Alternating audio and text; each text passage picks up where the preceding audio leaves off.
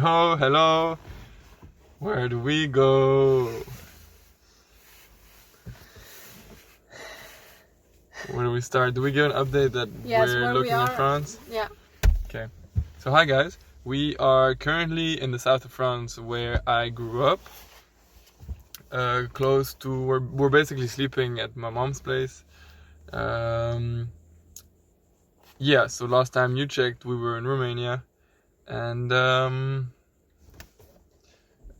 our trees are still there. Everything is still our there. Our sweet potatoes are still there, waiting to be harvested. Yes. And so we left because we were going for a syntropic course in Portugal with Mark Leiber, and it was amazing. Yes. Very inspiring. Yes. But we stopped here in south of France to be with this family. And also while we were in Romania, we started to feel very lonely and very discouraged because we didn't have really a community of people around us that could support us. And there's you guys, that is beautiful, but like family around you, or even if for the future, if you want to have kids, their grandparents, they're gonna be there if we live close.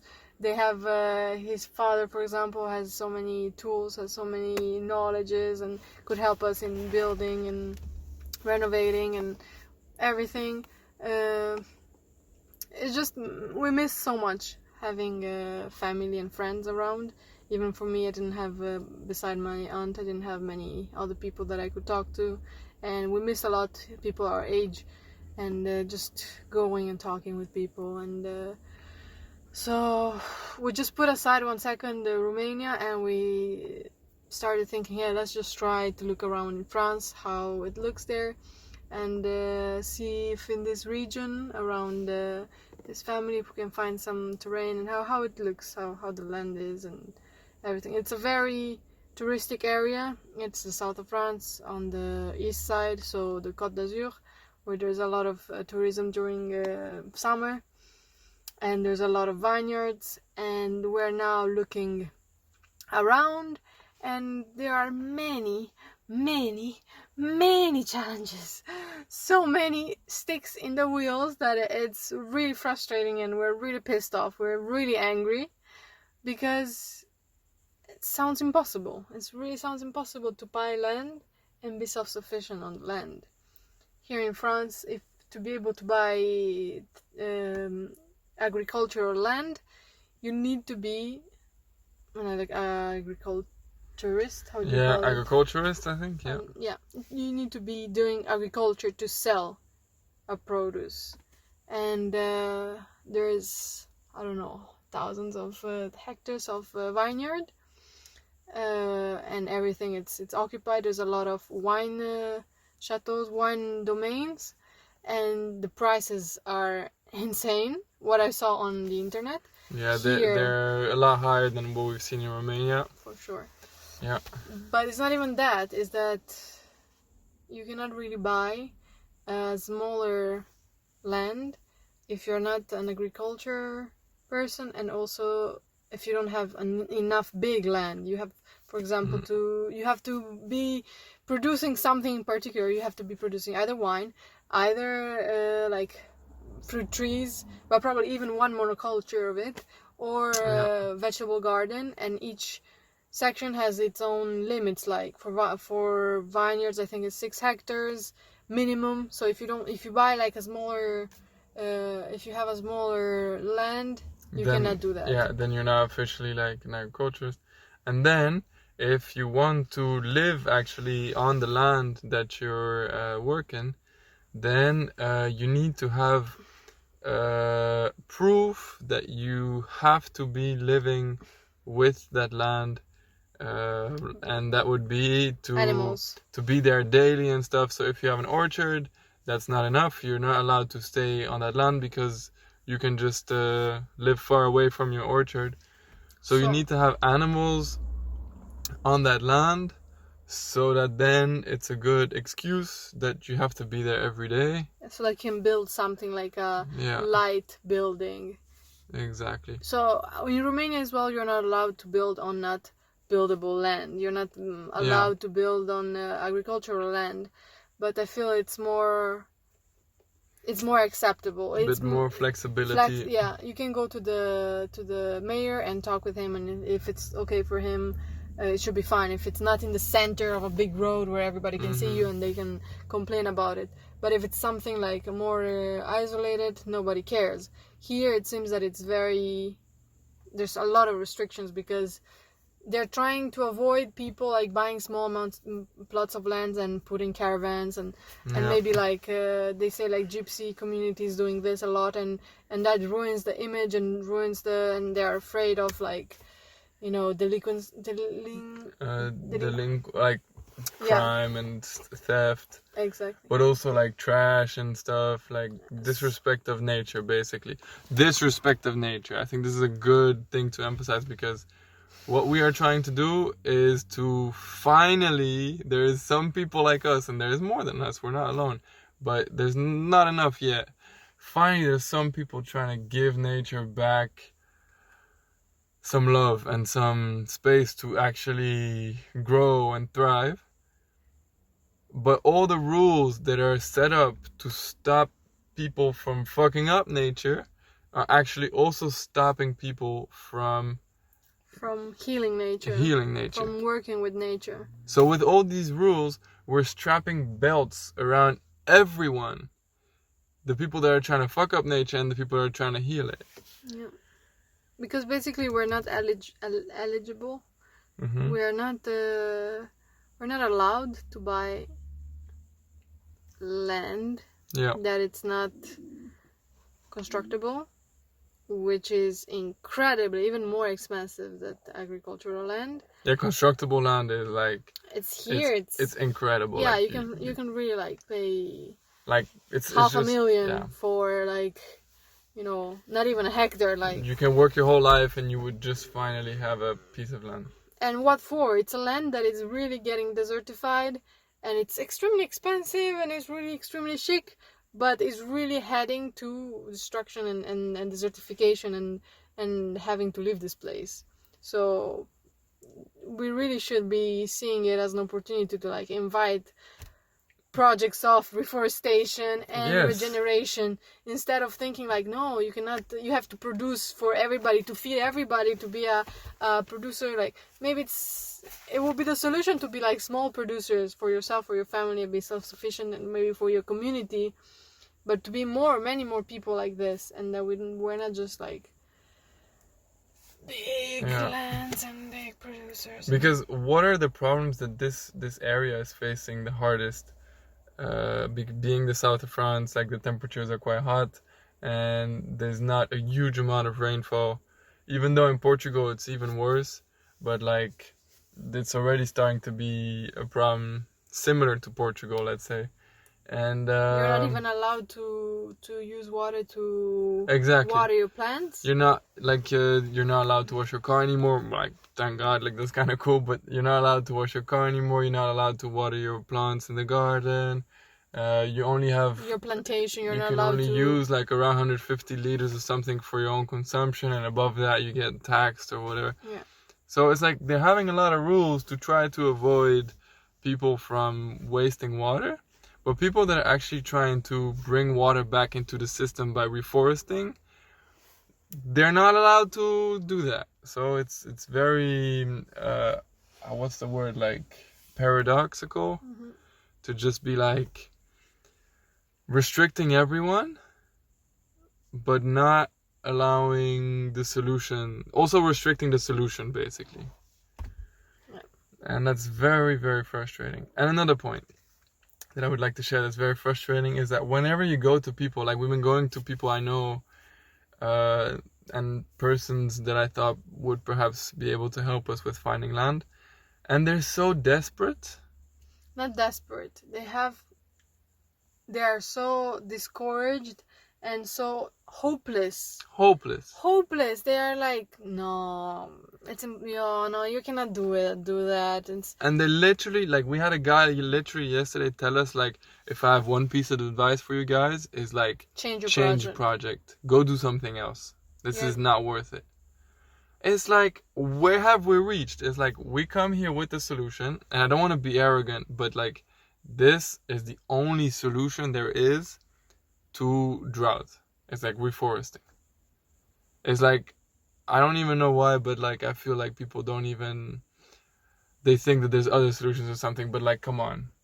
Nature made it this way. Nature made trees to cycle water and this whole thing, and we just think that there's another way. Like maybe we can invent machines that can, photosynthesize and stuff. Bro, there's trees. Like, let's shut up. Like, this is the solution. Let's not even think about this anymore. But I lost my thread now. But it's just they're so desperate that when you come with the solution, they're like, no, don't even try. It's not gonna work. You're fucked up. It's too hard. And then we end up usually in the conversation being their ears, like giving them an ear to complain to and to be sad to. And I have a lot of empathy for them. They're very sad. They're like, they used to live in this place that was like heaven. They used to, have the vineyards in front of their homes, and they used to have beautiful homes and a lot of fruit trees, and it was beautiful, and they had water in the rivers and stuff. And now, like, some rivers have been dry for 2 years straight, summer and winter. They're just dry all the time, and they see all these restrictions, and they see all these ugly buildings appear everywhere, and they're living in a state of fear. And we're here listening to them, but actually we're like, bro, shut the fuck up with your complaining and your sadness, and let's go do something. Like, we have the solution that can help a lot, and if we don't try, we're never gonna know if it's gonna work. So thank you for all your complaining and your emotions and stuff, but if you're ready to actually transform that emotion of sadness into an emotion or energy of creation, like, that's something we're interested in doing. But the problem is, all these people that are hopeless, they're not ready to help you because they don't even want to help themselves. Like, they're already, like, they're so desperate. Gave up. They gave up. They gave up. They gave up life. And these are the rules. You stick to the rules because otherwise you have no other way. This is really... Yeah, and there's no way out. Like, we've tried everything. There's no other way. Like, the only way is hell. Like, this is where we're going, and some crisis will happen and we're all gonna die or something. Like, it's really how the energy that they have is like that. And we're here trying to ask these pessimistic people for help, because we're like, yo, just give me a piece of land and I'll show you that you can have faith again. But I need a piece of land to show you that. So that's a bit the issue. Like, we're in a pessimistic system and we're trying to help them for just, like a piece of land so that we can show this pessimistic system that we can also be optimistic. But for us, we're a bit stuck because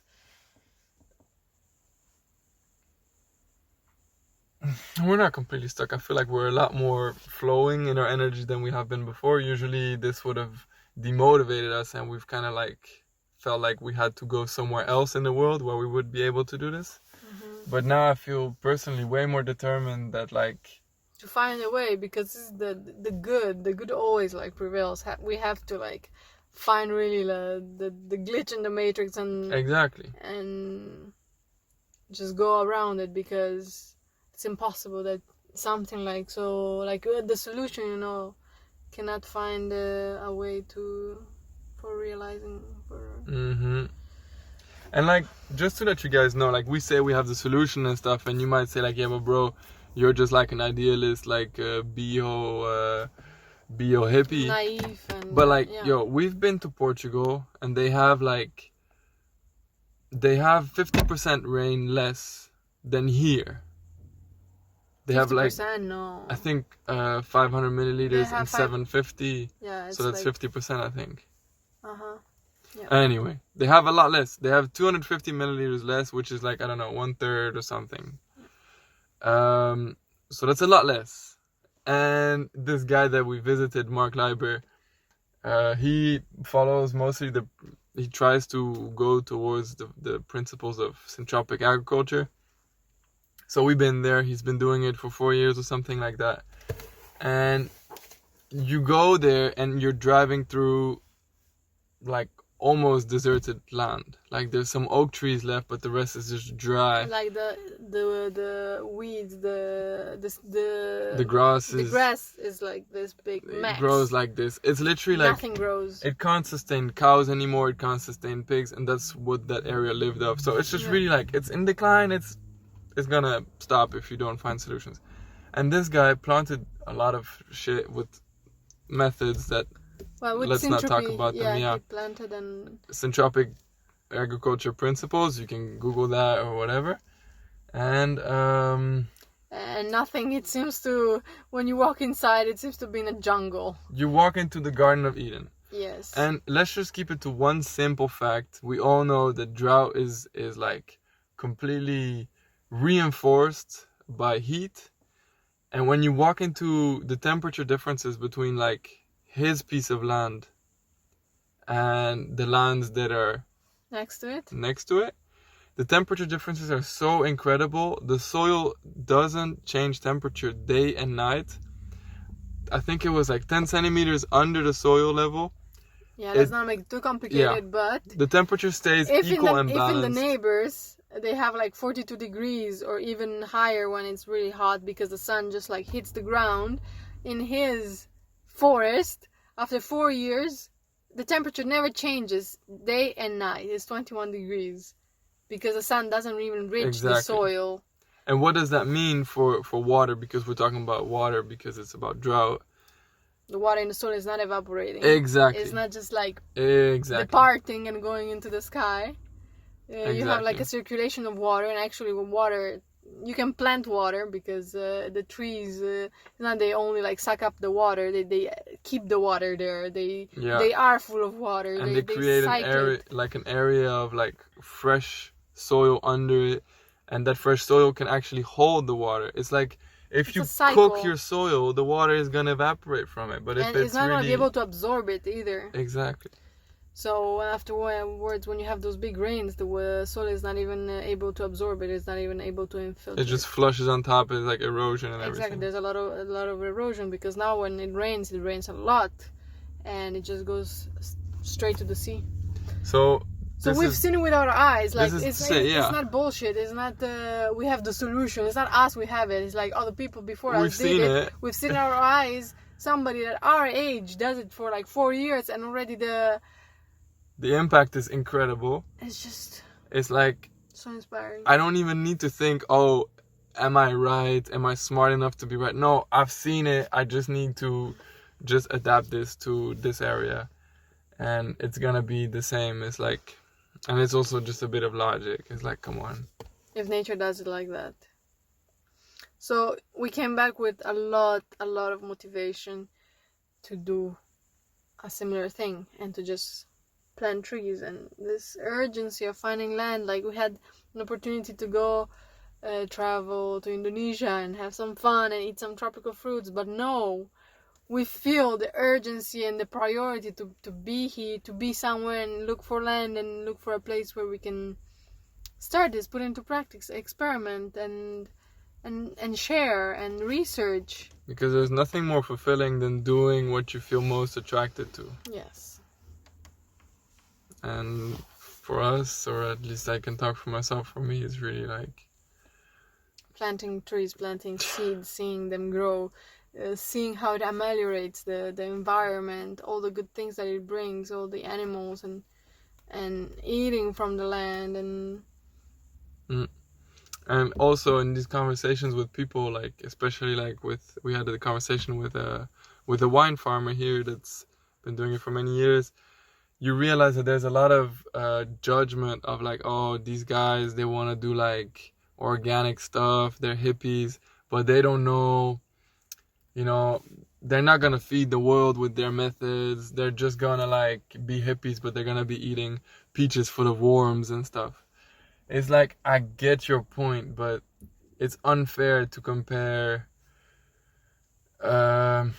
like organic methods, which are just basically traditional agriculture, but with organic sprayings and yes, whatever still with, pesticides, like, and it's not pesticides anymore, but it's like it's a bit like a organic pesticide, but still you're using pesticides, so come on. yeah, you cannot. The ways, none of those are the solutions. It's like in nature, you don't need to use pesticides or herbicides or whatever, or Exactly. go there and take the grass out. It's like otherwise, there's no traditional or organic is really not the solution if you don't put the plants in there in the system where they thrive, where they can thrive. Exactly.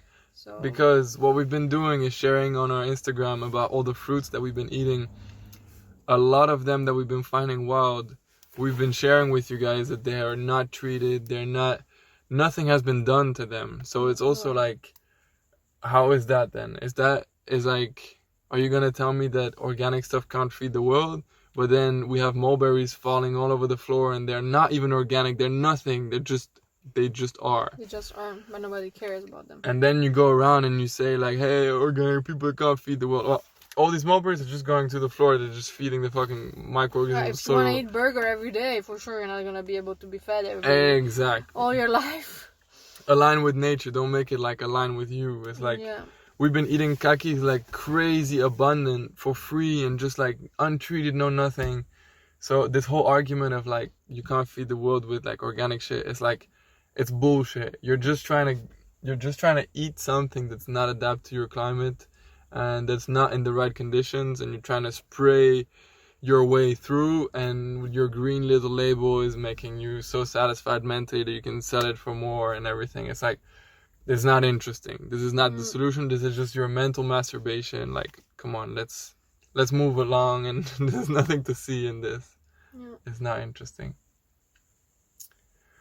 But yeah, the idea of having many more small producers, like many more individuals that do this for themselves instead of going to buy it, instead of like selling your time to get the money to go buy like quality fruits or quality meat or whatever, and instead doing it for yourself and for your family. I think it's really a solution for the future that I see important, because you never understand the value of things until you don't grow it yourself, until you don't take care of nature yourself and the environment in your land. It's always gonna be,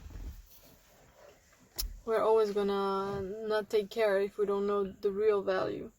And so I see really a potential in many more like us doing this for their family, like growing their own food. I think so too. Growing their own trees, and even like trees for wood, and even trees for construction, so that we're not so dependent on all these rules and all this. Like, we're here like also looking for, a job that can give us the money, that we can give us the means to do all this. Otherwise, you cannot do anything. How is it possible that I'm born on this planet and without enslaving myself, I cannot do anything?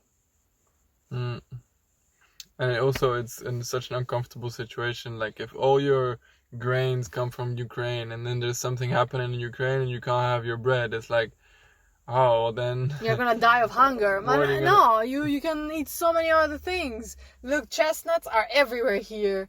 Like, we would go with a motorbike, and there were hundreds of trees of chestnut. They were just like falling on the floor, and people like don't even care about them. And that used to be their bread in the ancient times. Like, you can adapt yourself and your diet, but we're just like so used to the way we live, and just like grains and meat and that, and we think there's no other alternative. But because literally we're all sitting on like gold mines, but in this vision that we have of the world, it's like we need to extract everything, and we need to force our ways onto our environment. And it's like, we're walking around this morning along the river, and there's this diversity of trees along the river, and it's truly like, it's paradise, and nobody really, they just go there and they make wine there. And like, really, would you sacrifice your life to live in an apartment, in a concrete block, so that then you could drink wine in that apartment?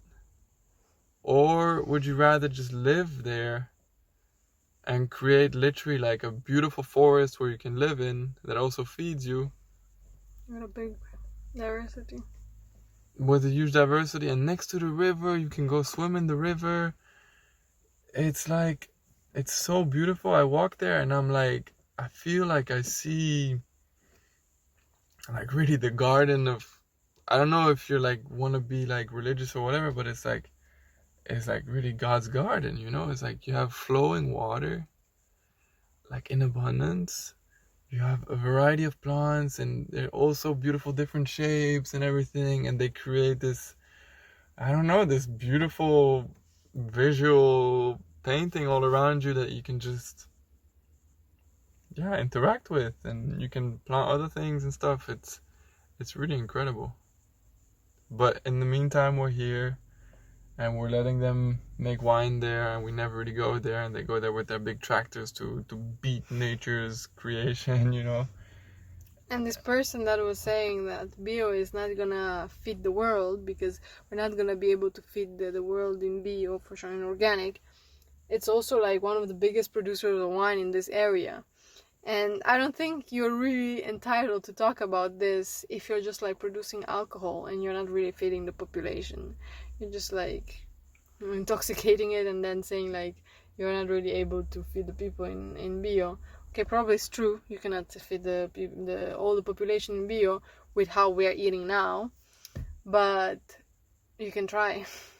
And you can try to find other systems that can work for that, instead of like using so many resources to actually intoxicating and causing disease and sickness in people. Mm-hmm. Because alcohol is really not necessary, and it's really not, it's not food.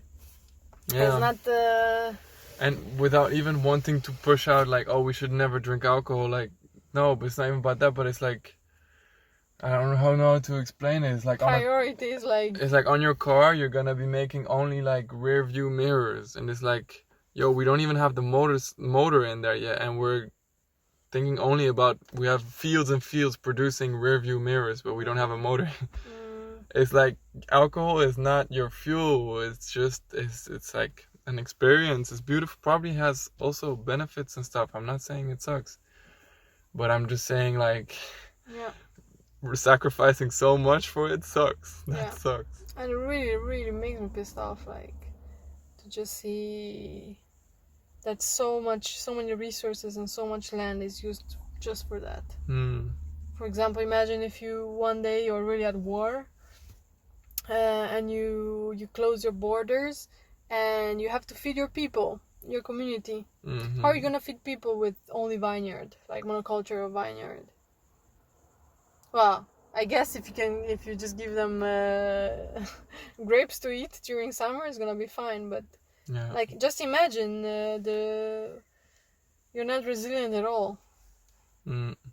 Just crisis. But anyway, I think like we talked a lot, and we talked a bit of everything. It's a bit of mixed feelings, and yes, we've been through a lot lately, and we were not really active on the channel, but there's a bit of an update. And it's a bit of a long video, but there's something else I would like to add as well. I think it's quite a big part. It's a bit hot. I'll just open a little bit. I can't open without starting the car. In our super like modern car. Yeah, but it's not ours. We're like because we don't have much. We're complaining out of the luxury of this fancy Volkswagen car. Of the mom. Of the mama. Okay.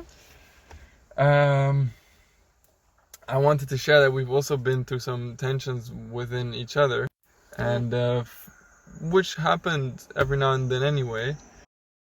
But now it feels like more precious for me, because I feel like it really allowed me to realize that I take decisions for my life, and the idea of what are my priorities in life, what is it that I want to focus on, what is it that I want my energy to go towards, and And somehow with our issues that we had, they were helping me a lot to think about what my priority is.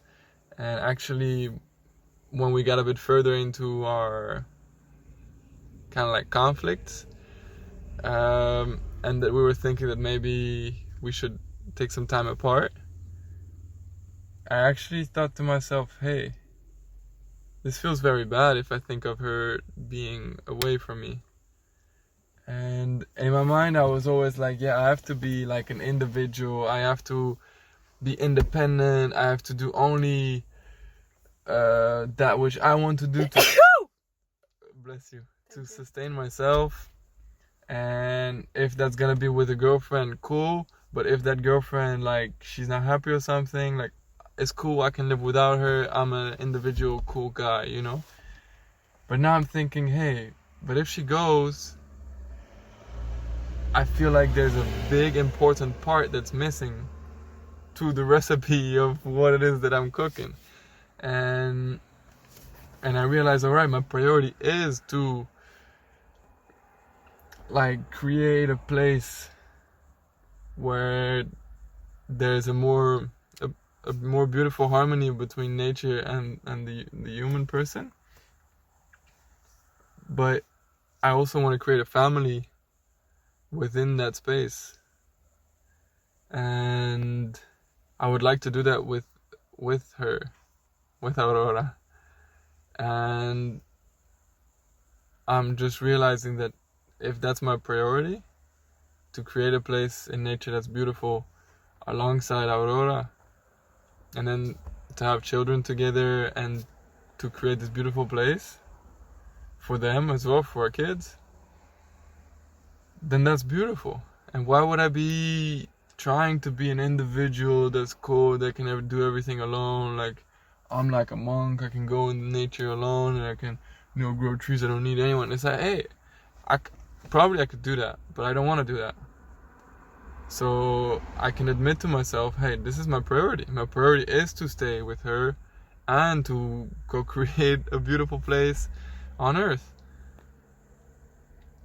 So yeah, that realization was very important for me to start actually being honest with myself. And then I immediately felt within me that was like, hey, but if this is what I want, then I need to act for it.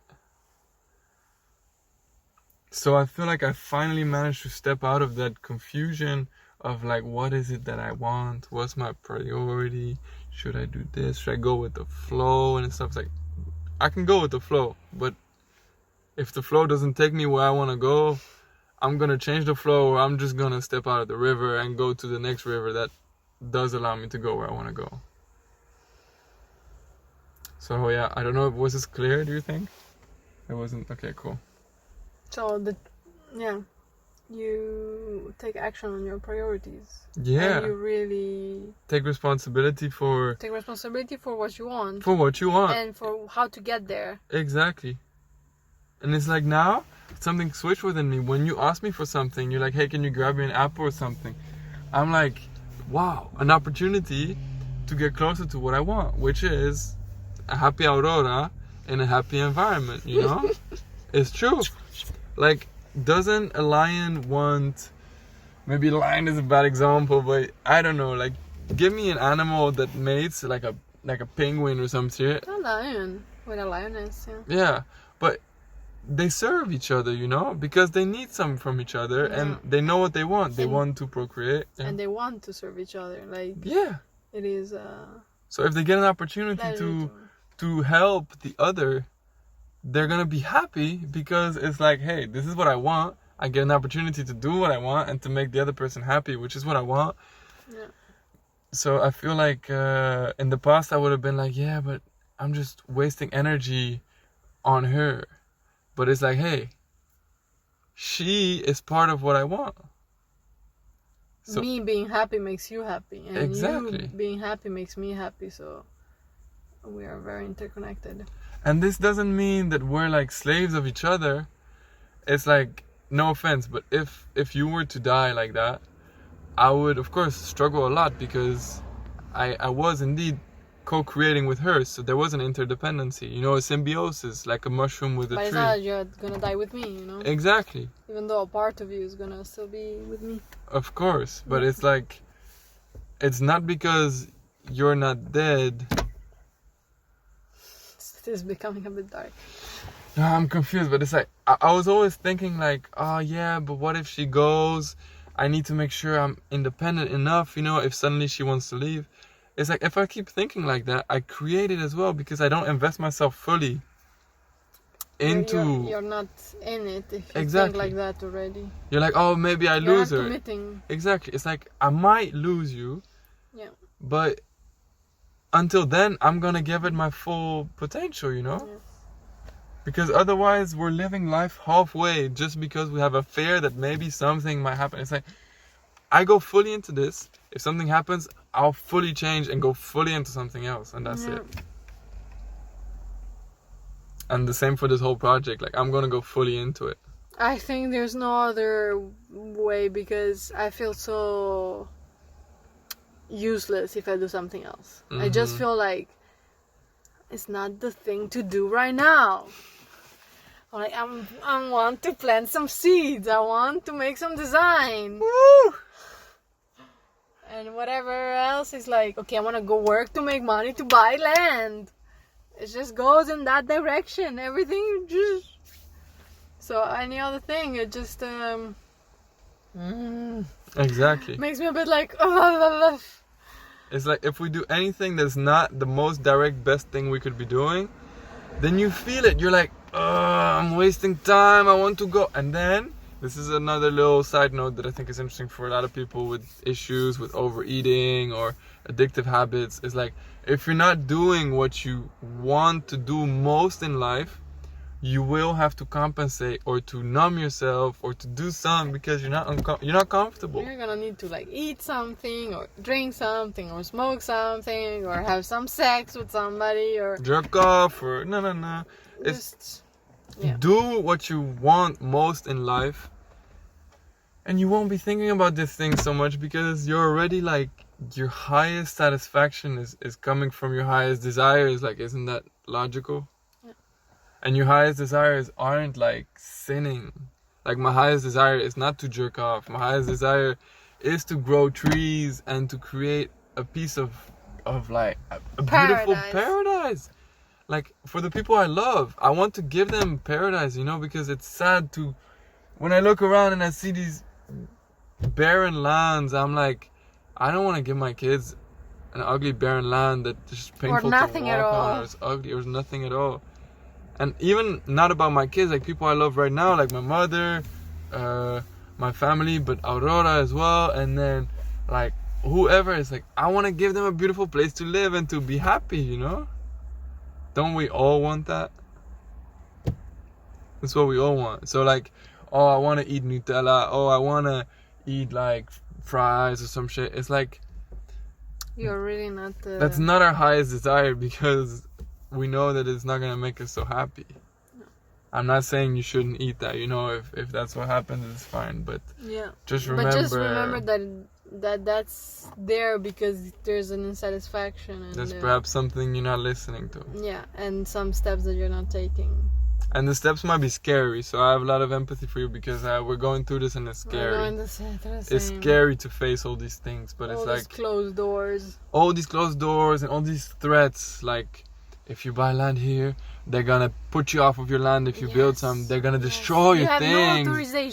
No authorization. You're illegal. It's like constantly fear. But hey, this is our highest desire. We can't let fear stop us. Like, love is stronger than fear. So there we go.